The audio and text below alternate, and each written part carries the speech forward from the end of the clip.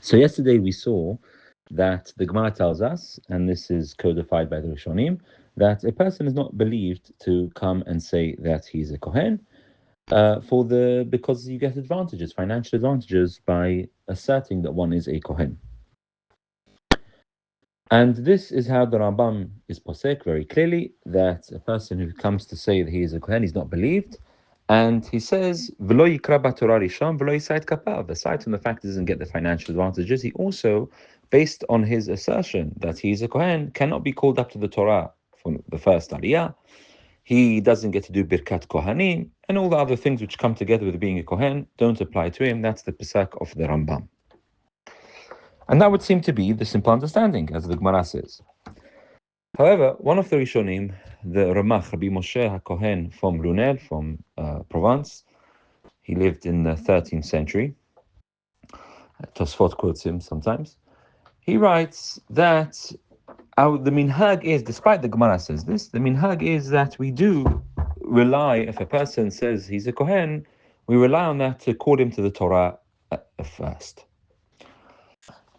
And that's all he says. Just with regards to calling someone to the Torah, as for the first Aliyah, if a person comes and says he's a Kohen, he's believed for that. Not for the other things, but for that he is believed. And he says, the reason for this, he says, firstly, what's the problem if you call someone up to the Torah and he's not really a Kohen? This is not our topic, but strictly speaking, any person can be called up first to the Torah. The reason we call the Kohen up first is because of Darkei Shalom. Also, perhaps there's a mitzvah for Kiddashto to sanctify him, to call him up first. It's not the end of the world if a person gets called up to Torah, number one, and he's not really a Kohen. So for the concern that perhaps someone's going to lie to be able to be called up first to the Kohen, we're not worried about that. Perhaps based on the fact that he's called up to the Torah Kohen, he's going to be given teruma.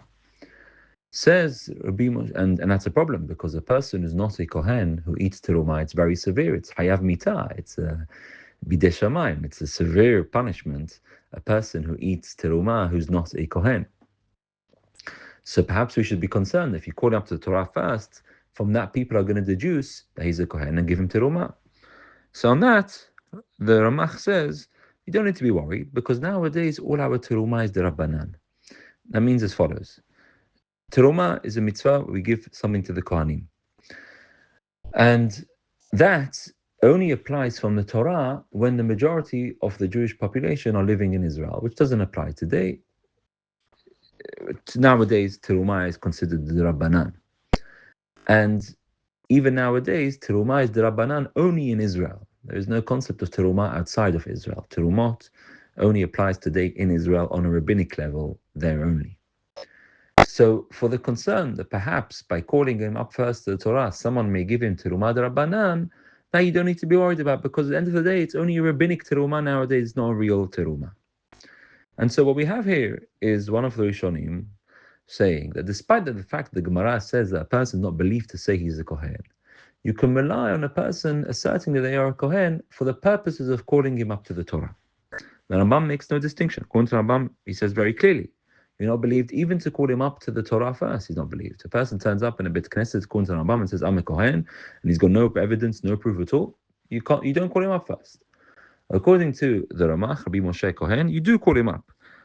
Because it's not the end of the world if he gets called up and he's not really a Kohen, and the consequences of calling up someone and then people may think that he's a Kohen and give him teruma. Nowadays, where teruma is only the Rabbanan, you don't need to worry about that, and therefore it's fine to do.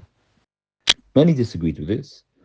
The Rav Magid on the Rambam said, he disagreed with this because the Gemara seems to imply otherwise. He said perhaps we can understand this svara, this logic of Rabbi Moshe Kohen, the Ramach, I can understand it outside of Israel, perhaps. Then you can accept it. But in Israel, where there is actually teruma, even though it's only the Rabbanan, you can't use that, you can't deduce from that to be able to give teruma to Kohanim. So that's what the Magid Mishneh says, and these are two major opinions of the Rishonim. And tomorrow we'll see the practical halakha.